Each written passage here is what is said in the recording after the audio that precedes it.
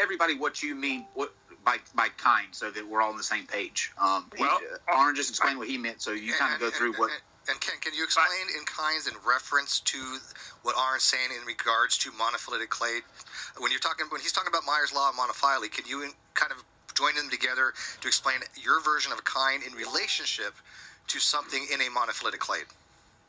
Well, let's take this one question at a time. The Bible 10 times in Genesis chapter 1 mentions the word kind, and 10 more times in the flood story, Genesis 6 and 7.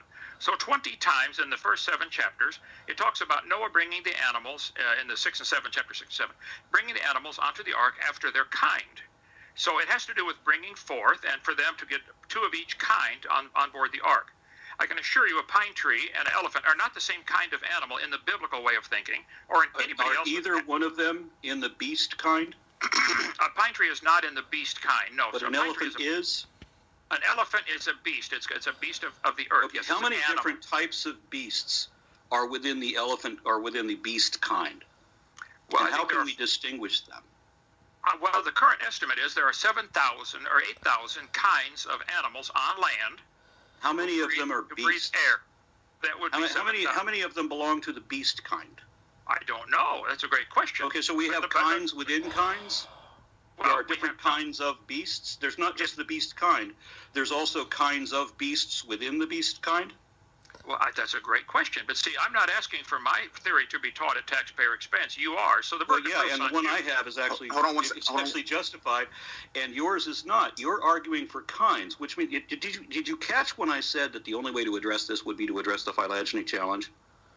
Did you follow that? Do you even know what the phylogeny challenge is? I do, but let's just fix it. What is the phylogeny challenge? Arron, hold on 1 second, Arron. Let him finish. Let him finish out an answer. Go ahead, Kent. We're going to give you the time to finish out your answer, and let him. Yeah, you're bringing up 5 or 6 topics. Okay, I will stand by the Bible, which says very clearly the animals bring forth after their kind. Therefore, the ability to bring forth seems to be directly related into deciding what exactly is a kind.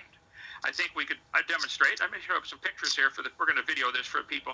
There are 200 recognized species of squirrels in the world. They are the same kind of animal called a squirrel. That's from National Geographic. Anything other than squirrels that are in that kind? In the squirrel kind, I don't know. Is there a squirrel? Okay, so there's a squirrel kind. So God created a primordial group of pair, I guess, of squirrels.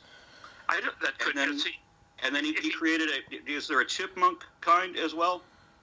Now, whether the chipmunk and squirrel are related would be a good study for biology. But I think it would define what a kind is. Sure. So did God create 2 rodents that, wait, there's a rodent kind. So now we have squirrels, we have chipmunks, do we have rabbits in that? Are we going to put lagomorphs into that same kind as well? And you're talking over me again. I don't interrupt you. Now listen, there are 200 recognized species, and I'll use the word species, of squirrels. I think they're probably all interfertile.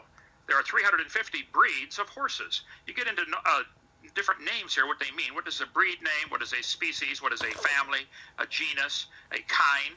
The biblical definition of kind was given, or the word kind was used way before Carolus Linnaeus was ever thought of. So Carolus Linnaeus came up with our current classification system. There are the horses, for instance, the horse, the zebra can interbreed. The ass, the Shetland pony, you can get a zebra, a shebra, a zebrass, a zedonk, a zeonki, a zorse. They probably are the same kind. I don't know exactly where the line is, but I think it's pretty obvious in most cases that. Well, clearly not. Well, for heaven's sake, Arron, you think a pine tree and an elephant are the same kind. What on earth is wrong here? But you think there are kinds within kinds, and that we have the squirrel kind and we have the chipmunk kind, both within the rodent kind.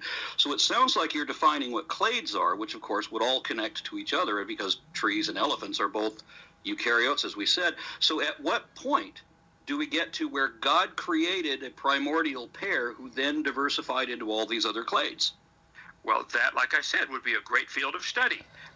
That's the phylogeny challenge.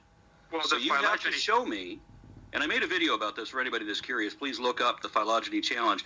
It is the death knell